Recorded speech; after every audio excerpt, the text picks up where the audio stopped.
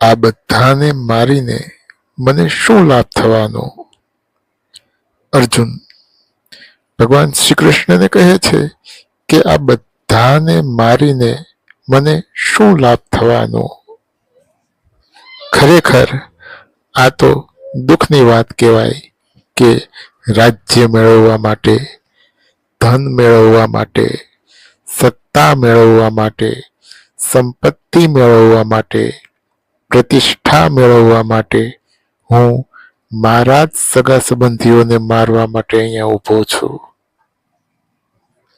મારે મારા સગા સંબંધીઓને નથી મારવા.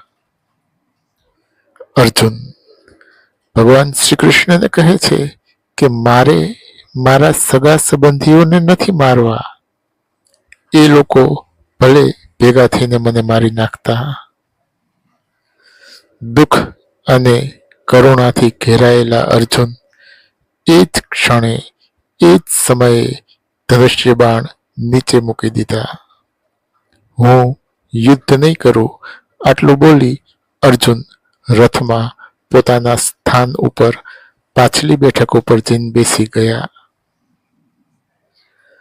દુઃખ અને કરુણાથી ઘેરાયેલા અર્જુનને આવી રીતે નિરાશ થયેલા જોઈને ભગવાન શ્રી કૃષ્ણ કહે છે કે તું આમ નિર્બળ ન બન.